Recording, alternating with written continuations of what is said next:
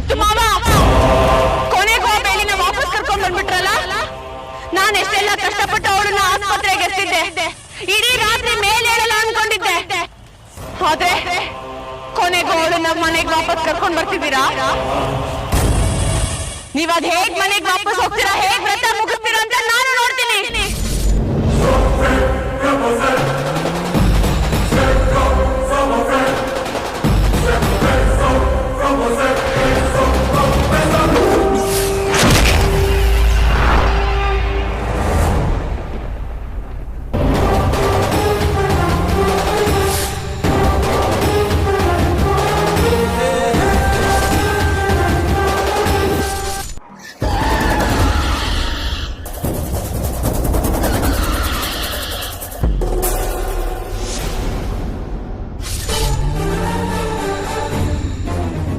ಏನಾಯ್ತಣ್ಣ? ಗಾಡಿ ಸೈಡ್ಗೆ ಇಳಿತು, mostly puncture ಆಗಿರ್ಬೇಕು.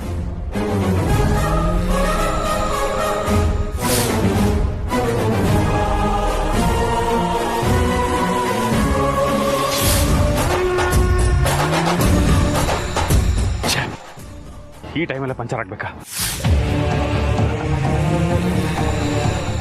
ಟೆಕ್ನಿ ಚೇಂಜ್ ಮಾಡಬೇಕು, ಟೈಮ್ ಬೇರೆ ಆಗುತ್ತೆ.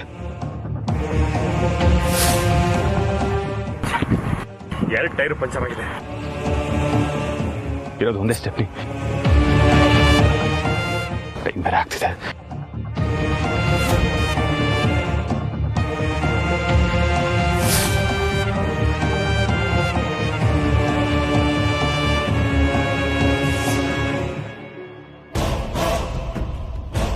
ಏನಾಯ್ತು ಮಾವ? ಎರಡು ಟೈರ್ ಪಂಚರ್ ಆಗಿದೆ ಬಳ್ಳಿ. ಸ್ಟೆಪ್ನಿನೂ ಚೇಂಜ್ ಮಾಡೋದಕ್ಕಾಗಲ್ಲ. ಏನ್ ಮಾಡ್ಬೇಕು ಅಂತಾನೆ ಗೊತ್ತಾಗ್ತಿಲ್ಲ. ಟೈಮ್ ಬೇರೆ ಆಗ್ತಿದೆ. ಈಗ ಏನ್ ಮಾಡೋದಣ್ಣ? ಅದೇ ಗೊತ್ತಾಗ್ತಿಲ್ಲ ಇಶ್ಯೂ. ಒಂದ್ ಕೆಲಸ ಮಾಡೋಣ, ನಡ್ಕೊಂಡೆ ಹೋಗ್ಬಿಡೋಣ. ಬನ್ನಿ, ಈ ಕಡೆ ದಾರಲ್ಲಿ ಹೋಗೋಣ. ಬನ್ನಿ.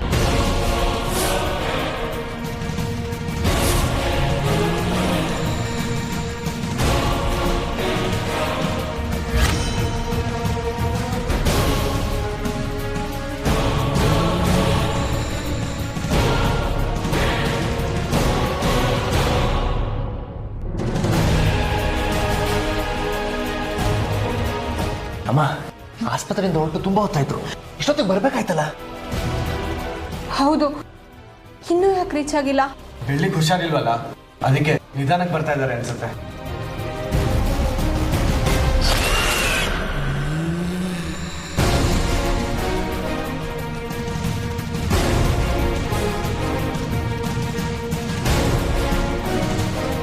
ಬಳ್ಳಿ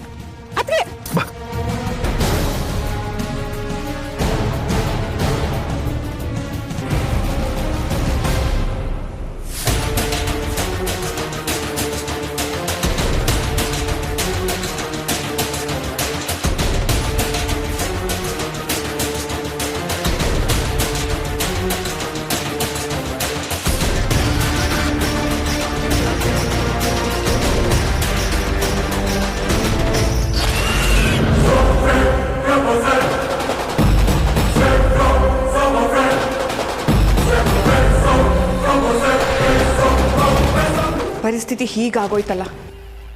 ಪೂಜೆ ಮಾಡಲೇ ಇಲ್ಲ ಅನ್ನೋದಕ್ಕಿಂತ ಇದ್ದವರೇ ಪೂಜೆ ಮಾಡಿ ವ್ರತ ಮುಗಿಸಿದ್ರೆ ಒಳ್ಳೇದಲ್ವಾ? ನಮ್ಮ ಸಂಕಟ ಸಮಸ್ಯೆ ದೇವ್ರಿಗೆ ಅರ್ಥ ಆಗುತ್ತೆ. ಏನಾದರೂ ಆಗಲಿ, ನಾನೇ ಪೂಜೆ ಮಾಡಿಬಿಡ್ತೀನಿ.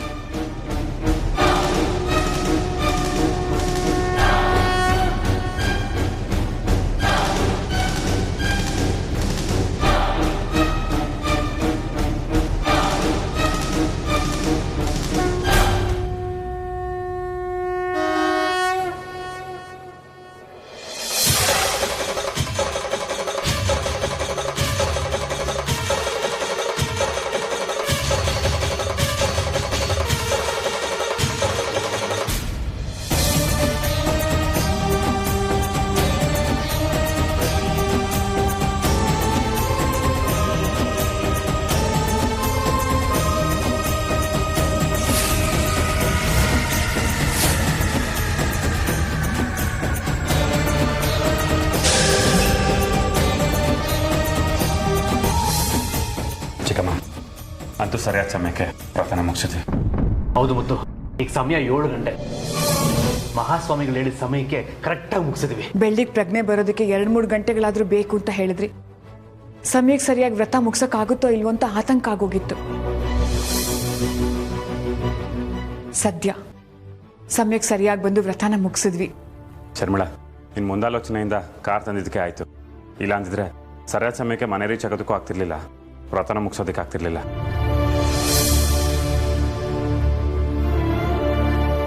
ಹೌದು ಮುತ್ತು, ನಿಮ್ಮ ಕಾರ್ಗೆ ಏನಾಗಿತ್ತು? ಏನೋ ಗೊತ್ತಿಲ್ಲ ಕಣ.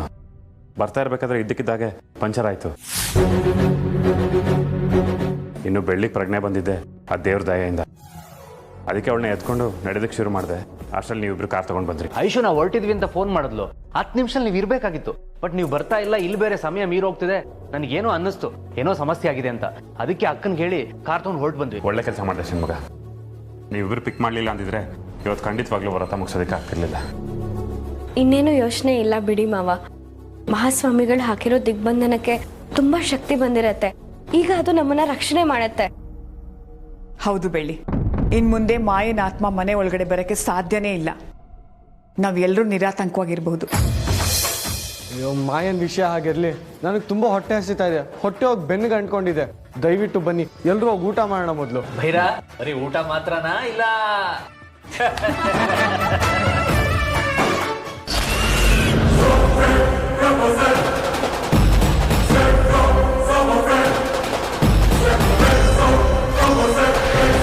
ಅಂತೂ ಕೊನೆಗೂ ಮನೆಗೆ ಸೇರಿ ವ್ರತ ಮುಗಿದ್ವಿ ಅಂತ ಬೀಳ್ಬೇಡಿ. ಎಲ್ಲ ಮುಗ್ದೋಯ್ತು, ನಾವ್ ಗೆದ್ವಿ ಅಂತ ಅನ್ಕೋಬೇಡಿ. ನನ್ ಲೆಕ್ಕಾಚಾರ ಎಲ್ಲ ತಪ್ಪಾಗೋಯ್ತು. ಇಲ್ಲ, ನನ್ ಶಕ್ತಿಯಿಂದ ಇವ್ರನ್ನ ಮಟ್ಟ ಹಾಕಕ್ಕಾಗಲ್ಲ. ನಾನು ಇನ್ನೂ ಹೆಚ್ಚು ಶಕ್ತಿ ಸಂಪಾದನೆ ಮಾಡ್ಲೇಬೇಕು. ಇಲ್ಲ ಅಂದ್ರೆ ಇವ್ರ ಸಂಭ್ರಮ ಸಡಗರನೆಲ್ಲ ನೋಡ್ಕೊಂಡು ನಾನು ಹೀಗೆ ಪ್ರೇತಾತ್ಮಾಗಿ ಅಲಿಬೇಕಾಗತ್ತೆ. ನನ್ ಸೇಟ್ ತೀರಿಸ್ಕೊಳಕ್ಕೂ ಆಗಲ್ಲ. ನಾನೇನಾದ್ರೂ ಮಾಡ್ಲೇಬೇಕು.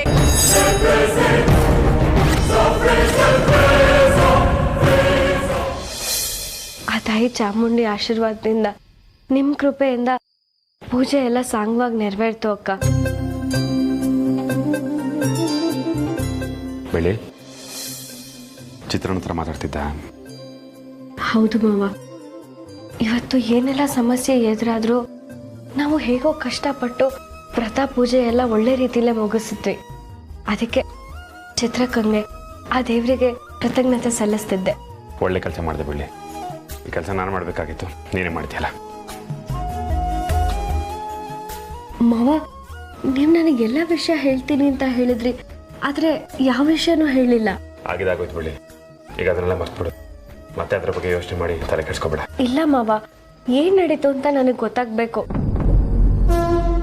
ಬೆಳಗ್ಗೆ ಮನೆ ಮುಂದೆ ನೀರ್ ಹಾಕಕ್ ಬಂದಾಗ ಆ ತರಕಾರಿ ಹೆಂಗಸು ನನ್ನನ್ ತಳಕ್ ಹೋಗಿ ಅವಳೇ ಬಿದ್ದು ಹೋದ್ಲು. ಆಮೇಲೆ ಔಷಧಿ ಹಾಕೋ ಹುಡ್ಗ ಬಂದು ನನ್ ಮುಖಕ್ಕೆ ಔಷಧಿ ಹೊಡೆದು ಹೋಗ್ಬಿಟ್ಟ. ನನ್ ಪ್ರಜ್ಞೆ ತಪ್ಪಿದ್ದು ಹೋದೆ. ಇದೆಲ್ಲ ಹೇಗ್ ನಡೀತು? ಇದೆಲ್ಲ ಮಾಯನ್ ಕೆಲಸ ಬಿಡಿ. ಆ ಮಾಯಂಗೆ ಮಹಾಸ್ವಾಮಿಗಳು ಹಾಕಿರೋ ದಿಗ್ಬಂಧನನ್ನ ದಾಟ್ಕೊಂಡು ಮನೊಳಗೆ ಬರೋದಕ್ಕಾಗಿಲ್ಲ. ಅದಕ್ಕೆ ತರಕಾರಿ ಮರ ಹೆಂಗಸಿನ ದೇಹದೊಳಗೆ ಸೇರಿಕೊಂಡು ಮನೆಯೊಳಗೆ ಬರೋ ಪ್ರಯತ್ನ ಮಾಡಿದ್ದಾಳೆ. ಆಮೇಲೆ ಸಂಜೆ ಪೌರ ಕಾರ್ಮಿಕನ ದೇಹದೊಳಗೆ ಸೇರಿಕೊಂಡು ನಿನಗೆ ಔಷಧಿ ಎರಚಿ ಪ್ರಜ್ಞೆ ಹೋಗೋಗಿ ಮಾಡಿದ್ದಾಳೆ. ನೀನು ಪೂರ್ತಿಯಾಗಿ ಗುಣ ಆಗೋದಕ್ಕೆ ಚಿತ್ರ ಮತ್ತು ಆ ದೇವರು ಕಾರಣ ಬಿಡಲಿ. ಜೊತೆಗೆ ಒಬ್ಬರ ಮೇಲೆ ಒಬ್ರಿಗಿರೋ ಪವಿತ್ರವಾದ ಪ್ರೀತಿ ಕಾರಣ ಬಿಡಲಿ. ಈ ಘಟನೆ ನನಗೆ ನಿನ್ನ ಮೇಲಿರೋ ಪ್ರೀತಿನ ಇನ್ನೂ ಹೆಚ್ಚು ಮಾಡ್ತಾ ಬಿಡಲಿ. ನಾನೊಬ್ಬನ ಪ್ರೀತಿ ಮಾತ್ರ ಅಲ್ಲ ಬಿಡಲಿ, ನನಗೆ ನಿನ್ನ ಮೇಲೆ ಎಷ್ಟು ಪ್ರೀತಿ ಇದೆಯೋ ಅದಕ್ಕಿಂತ ಹೆಚ್ಚು ಪ್ರೀತಿ ನೀನು ನನ್ನ ಮೇಲಿದೆ. ಆ ಕಾರಣಕ್ಕೆ ಆ ದೇವರು ನಮ್ಮ ಮೇಲೆ ಕೃಪೆ ತೋರಿರೋದು. ಮಾವ, ನಾನು ನಿಜವಾಗ್ಲೂ ಅದೃಷ್ಟವಂತೆ. 100 ಜನ್ಮಕ್ಕೂ ನೀವೇ ನನ್ನ ಗಂಡನಾಗಿ ಬರಬೇಕು. ಏಕೆ? ಪ್ರತಿ ಜನ್ಮದಲ್ಲೂ ಹೊಸ ಗಂಡನಿಗೆ ಯಾರು ಟ್ರೈನಿಂಗ್ ಕೊಡ್ತಾರೆ? ಈ ಜನ್ಮದಲ್ಲಿ ಅಮ್ಮನವ್ರ ಗಂಡನ ಮಾಡಿಕೊಂಡು 100 ಜನ್ಮನೂ ಆರಾಮಾಗಿದ್ದು ಬಿಡೋಣ ಅಂತ ನಾನು. ಹೋಗಿ ಮಾವ. ಕೋಪದಲ್ಲೂ ಮುದ್ದ ಕಾಣ್ತೀಯ.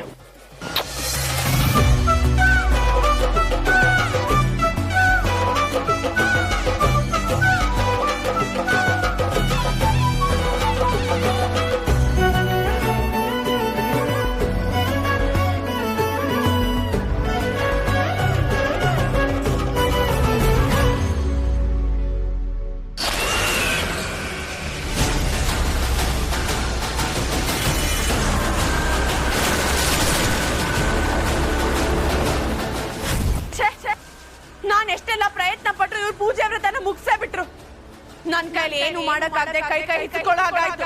ಆ ಚಿತ್ರಂಗೆ ಎಷ್ಟು ಶಕ್ತಿ ಇತ್ತು, ನಮ್ಮನ್ನೆಲ್ಲ ಹುರಿದು ಮುಟ್ತಿದ್ಲು. ಆದ್ರೆ ಆ ಸಾಧ್ವಿ ನನ್ ಶಕ್ತಿನೆಲ್ಲ ಕಟ್ಟಾಕಿದಾಳೆ. ಇಲ್ಲಿ ಇನ್ಯಾರೋ ಸ್ವಾಮಿ ನನ್ ಒಳಗ್ ಹೋಗ್ದಿರ ಹಾಗೆ ದಿಗ್ಬಂಧನ ಮಾಡಿಟ್ಟಿದ್ದಾರೆ. ಪೂಜೆ ವ್ರತ ಮುಗಿಸ್ಬಿಟ್ವಿ, ನಾವ್ ಗೆದ್ವಿ, ಇನ್ಮೇಲಿಂದ ಮಾಯ ಒಳಗ್ ಬರಕ್ಕಾಗಲ್ಲ ಅಂತ ಅನ್ಕೋಬೇಡಿ. ಇದಿಷ್ಟಕ್ಕೆ ಮುಗ್ದಿಲ್ಲ. ಎಷ್ಟು ದಿನ ಮನೆ ಸುತ್ತ ಬೇಲಿ ಕಟ್ಕೊಂಡು ಬದುಕ್ತೀರಾ ಅಂತ ನಾನು ನೋಡ್ತೀನಿ. ಈ ದಿಗ್ಬಂಧನ ಒಡೆದು ಒಳಗ್ ಬಂದು ನಿಮ್ಮನ್ನೆಲ್ಲ ಹೇಗ್ ಬಲಿ ತಗೋಬೇಕು ಅಂತ ನನಗೆ ಚೆನ್ನಾಗಿ ಗೊತ್ತಿದೆ. ಆದಷ್ಟು ಬೇಗ ಕೆಲಸ ಮಾಡ್ತೀನಿ. ನಿಮ್ಮನ್ನೆಲ್ಲ ಮಟ್ಟ ಹಾಕ್ಲಿಲ್ಲ ಅಂದ್ರೆ ನಾನ್ ಪ್ರಾಣ ತ್ಯಾಗ ಮಾಡಿ ಮಾಡ್ತಾನೆ ಇರಲ್ಲ. ಆದಷ್ಟು ಬೇಗ ಬಂದು ನಿಮಗೆಲ್ಲ ಸಾವಿನ ಮುಹೂರ್ತನ ಫಿಕ್ಸ್ ಮಾಡ್ತೀನಿ.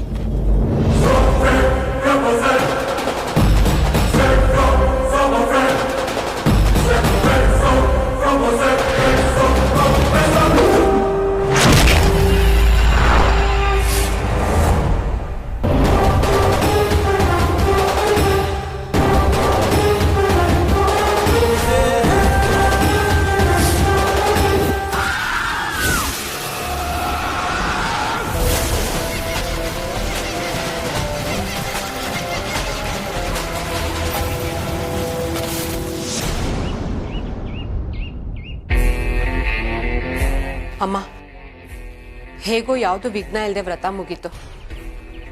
ಇನ್ನು ನಮಗೆ ಮಾಯಾಯಿಂದ ತೊಂದರೆ ಇಲ್ಲ. ಈಗ ನಾವು ಬೆಳ್ಳಿ ಕಡೆ ಗಮನ ಕೊಡಬೇಕು. ಹೌದು ಶರ್ಮಿಳ್, ಈಗ ನಮ್ಮ ಮುಂದಿನ ಟಾರ್ಗೆಟ್ ಬೆಳ್ಳಿ. ಅವಳನ್ನ ತುಂಬಾ ಹುಷಾರಾಗಿ ನೋಡ್ಕೋಬೇಕು. ಅಂದ್ರೆ ಮತ್ತೆ ಗರ್ಭಿಣಿ ಆಗದೆ ಇರೋ ಹಾಗೆ ನಾವು ಎಚ್ಚರ ವಹಿಸ್ಬೇಕು. ಆದ್ರೆ ಮಹಾಸ್ವಾಮಿಗಳು ಇನ್ 2 ತಿಂಗಳಲ್ಲಿ ಬೆಳ್ಳಿ ಪ್ರೆಗ್ನೆಂಟ್ ಆಗ್ತಾಳೆ ಅಂತ ಅಷ್ಟೊಂದು ಖಡಾಖಂಡಿತವಾಗಿ ಹೇಳಿದಾರಲ್ಲಮ್ಮ. ಅದನ್ನೇ ನಾನು ಹೇಳಿದ್ದು. ಆದಷ್ಟು ಬೇಗ ಆ ಪಿಂಡನ್ನು ಮೇಲೆ ಕಳ್ಸೋಕೆ ಎಚ್ಚರ ವಹಿಸ್ಬೇಕು. ನೀನ್ ಹೇಳಿದ ತರಾನೇ ಕನ್ಸೀವ್ ಆಗದಿರೋ ಹಾಗೆ ಮಾಡೋ ಮಾತ್ರೆ ಬಗ್ಗೆ ತಿಳ್ಕೊಂಡಿದ್ದೀನಮ್ಮ. ನಾಳೆನೆ ಅದನ್ನ ತಂದ್ಬಿಡ್ತೀನಿ. ಶರ್ಮಿಳಾ, ನೀನು ಮೊದಲು ಮಾಡಿದ ತಪ್ಪನ್ನೇ ಮತ್ತೆ ಮಾಡಬೇಡ. ಷಣ್ಮುಗ ಈಗಾಗಲೇ ನಿನ್ ಮೇಲೆ ಅನುಮಾನ ಪಟ್ಟಿದ್ದಾನೆ. ಅದರಿಂದ ನೀನು ಮಾತ್ರೆಗಳನ್ನ ಶೀಟ್ ಸಮೇತ ಮನೆ ಒಳಗಡೆ ತರಬೇಡ. ಅದನ್ನ ತಗೊಂಡ್ ಬರ್ಬೇಕಾದ್ರೆ ಪೂರ್ತಿಯಾಗಿ ಪುಡಿ ಮಾಡಿ ತಗೊಂಡ್ ಬಾ. ಅವಳು ಕುಡಿಯೋ ಕಾಫಿಗೋ ಜ್ಯೂಸ್ಗೋ ಯಾವ್ದಕ್ಕಾದ್ರೂ ಬೆರೆಸ್ಕೊಟ್ರೆ ಯಾರಿಗೂ ಅನುಮಾನ ಬರೋದಿಲ್ಲ. ಒಳ್ಳೆ ಐಡಿಯಾ ಅಮ್ಮ. ನಾನು ಇದನ್ನೇ ಯೋಚನೆ ಮಾಡಿದ್ದೆ, ಪೌಡ್ರು ಮಾಡಿ ಯಾವ್ದ್ರಲ್ಲಾರು ಬೆರೆಸ್ಕೊಡೋಣ ಅಂತ. ನೇರವಾಗಿ ನಾವೇ ಈ ಕೆಲಸನ ಮಾಡಿ ಸಿಕ್ಕಾಕೊಂಡ್ರೆ ತುಂಬಾ ಕಷ್ಟ ಆಗತ್ತೆ. ಮತ್ ಬೇರೆ ಯಾರಿದಾರಮ್ಮ? ನೀನ್ ಮಾಡ್ಬೇಕು ಇಲ್ಲ ನಾನ್ ಮಾಡ್ಬೇಕು? ಪ್ರತಿ ಸಲ ಏನೇ ಕೆಲಸ ಮಾಡ್ಬೇಕಾದ್ರೂ ಒಬ್ಬ ಸೂತ್ರಧಾರಿನ ಇಟ್ಕೊಂಡೇ ನಾನು ಮಾಡಿದ್ದೀನಿ. ಈ ಸಲನೂ ಹಾಗೆ ಮಾಡೋಣ. ಅಕಸ್ಮಾತ್ ಏನಾದ್ರೂ ಎಡವಟ್ಟಾಗಿ ಸಮಸ್ಯೆ ಆದ್ರೆ ನಾವು ಸಿಕ್ಕಾಕೋಬಾರ್ದು ಶರ್ಮಿಳಾ. ಬೆಳ್ಳಿ ಗರ್ಭಿಣಿ ಆದಾಗ ನಾವೇ ಔಷಧಿ ಬೆರೆಸಿದೀವಿ ಅಂತ ಯಾರಿಗಾದ್ರೂ ಅನುಮಾನ ಬಂದು ಕೆದಕಿದ್ರೆ ದೊಡ್ಡ ಸಮಸ್ಯೆ ಆಗತ್ತೆ. ಈಗಾಗಲೇ ಮುತ್ತು ಬೆಳ್ಳಿ ಒಂದು ಮಗುನ ಕಳ್ಕೊಂಡು ನೋವಲ್ಲಿದ್ದಾರೆ. ಇನ್ನೊಂದು ಮಗು ನಮ್ಮಿಂದನೇ ಹೋಯ್ತು ಅಂತ ಏನಾದ್ರೂ ಗೊತ್ತಾದ್ರೆ ಮುತ್ತು ನಮ್ಮನ್ನ ಯಾವತ್ತೂ ಕ್ಷಮಿಸಲ್ಲ. ಹೌದಮ್ಮ, ಒಂದ್ ವೇಳೆ ಹೀಗಾಗ್ಬಿಟ್ರೆ ಮಾಯಾ ನಮ್ಮೇಲೆ ಹೊರಿಸಿದ ಆರೋಪನ ಅಣ್ಣ ನಿಜ ಅನ್ಕೊಂಡ್ಬಿಡ್ತಾನೆ. ನಾವು ಯಾವಾಗ್ಲೂ ಮಾಡೋ ಹಾಗೆ ಇನ್ನೊಬ್ಬರನ್ನ ಮುಂದಿಟ್ಕೊಂಡೇ ಈ ಕೆಲಸ ಮಾಡೋಣ. ಅಪ್ಪಿ ತಪ್ಪಿ ಏನಾದ್ರೂ ಹೆಚ್ಚು ಕಡಿಮೆ ಆದ್ರೆ ಅವರನ್ನ ಬಲಿಪಶು ಮಾಡಿ ನಾವು ಬಚಾವಾಗಬಹುದು. ಐಡಿಯಾ ಏನೋ ಚೆನ್ನಾಗಿದೆ, ಆದ್ರೆ ಈ ತರ ಕೆಲಸಗಳನ್ನ ನಮ್ಮ ಪರವಾಗಿ ಯಾರು ಮಾಡ್ತಾರೆ ಹೇಳು? ಒಬ್ಳಿದ್ದಾಳೆ, ಅವಳೇ ಇಲ್ಲಿಗೆ ಬರ್ತಾಳೆ.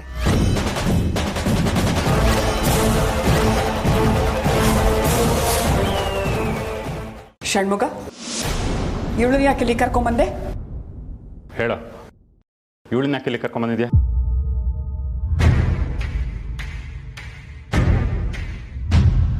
ಮತ್ತು ಅಂಜಲಿ ತುಂಬ ಕಷ್ಟದಲ್ಲಿದ್ದಾಳೆ, ಊಟಕ್ಕೂ ತುಂಬ ಕಷ್ಟ ಅಂದ್ಲು.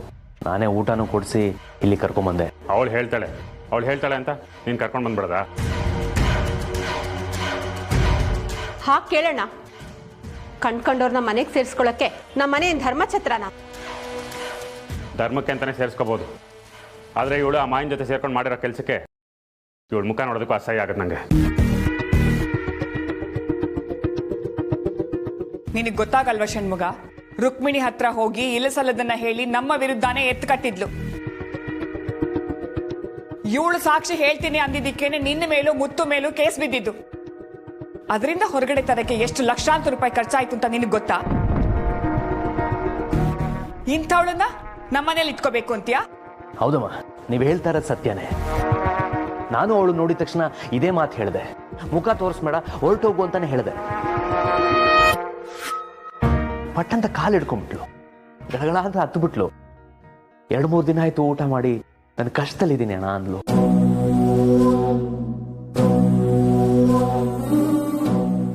ಊಟ ಕೊಡಿಸ್ದೆ, ಪಾಪ ಅನ್ನಿಸ್ತು. ನನಗೆ ಗೊತ್ತಿತ್ತು ನೀವು ಇವಳನ್ನ ಮನೆಗೆ ಸೇರಿಸ್ಕೊಳ್ಳಲ್ಲ ಅಂತ. ಅದರ ಮನುಷ್ಯತ್ವ ಅಂತ ಒಂದು ಇರುತ್ತಲ್ಲ, ಹೆಣ್ಮಗು ತಾನು ಮಾಡಿದ ತಪ್ಪಿಗೆ ಪಶ್ಚಾತ್ತಾಪ ಪಡ್ತಿದ್ದಾಳೆ.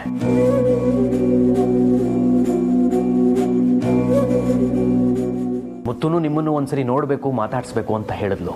ಅವ್ರ ಹತ್ರ ಕೇಳ್ತೀನಿ ಅಂತ ಹೇಳಿದ್ಲು. ನನಗೆ ಯಾವ ಅಧಿಕಾರ ಇದೆ ನೀನು ಬರಬೇಡ ಅಂತ ಹೇಳೋದಕ್ಕೆ? ಅದಕ್ಕೆ ನಿಮ್ಮ ಹತ್ರ ಕರ್ಕೊಂಬಂದಿದ್ದೀನಿ. ನೀವು ಯೋಚನೆ ಮಾಡಿ ಏನು ಹೇಳ್ತಿರೋ ಹಾಗೆ.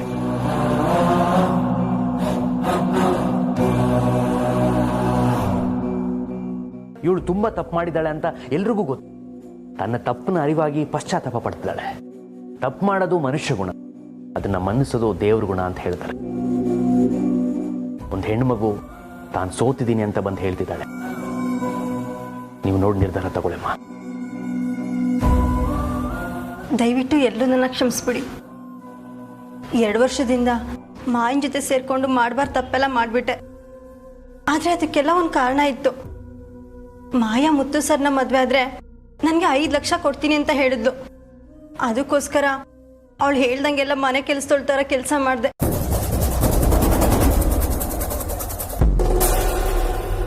ಮಾವ, ಷಣ್ಮುಗಣ್ಣನ್ಗೆ ಈ ಅಂಜಲಿನ್ ಕಂಡ್ರೇ ಆಗ್ತಿರ್ಲಿಲ್ಲ.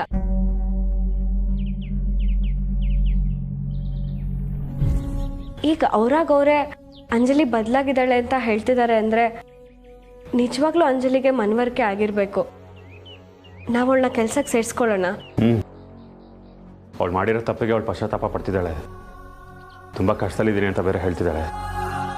ಅವಳು ಹೇಳೋದು ನೋಡಿದ್ರೆ ನನಗೂ ಪಾಪ ಅನಿಸುತ್ತೆ.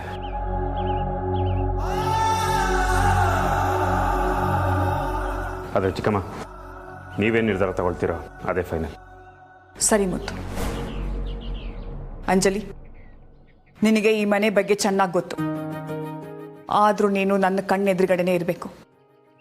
ಒಂದೇ ಒಂದು ಸಣ್ಣ ತಪ್ಪೇನಾದರೂ ಮಾಡಿದ್ರು ನಿನ್ನನ್ನು ಮನೆಯಿಂದ ಒದ್ದು ಹೊರಗಡೆ ಹಾಕಿಸ್ತೀನಿ. ಸರಿ ಅಮ್ಮ, ನೀವು ಹೇಳ್ದಾಗೆ ಆಗಲಿ.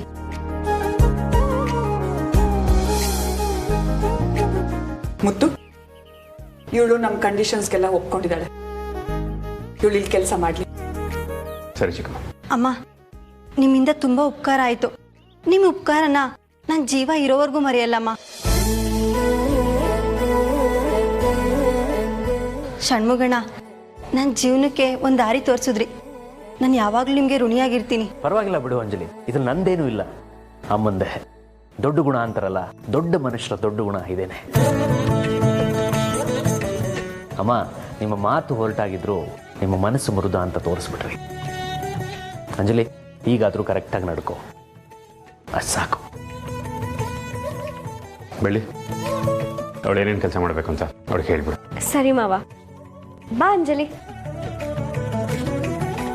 ಮತ್ತು ನಿಜವಾಗ್ಲೂ ದೇವತ ಮನುಷ್ಯ ಕಣ ನೀನು. ಒಂದು ಹೆಣ್ಮಗು ಕಣ್ಣೀರು ಹಾಕಿದ ತಕ್ಷಣ ಅವಳು ತಪ್ಪನ್ನೆಲ್ಲ ಕ್ಷಮಿಸ್ಬಿಟ್ಟಲ್ಲ. ಸಾಕು, ಸುಮ್ಮನಿರ.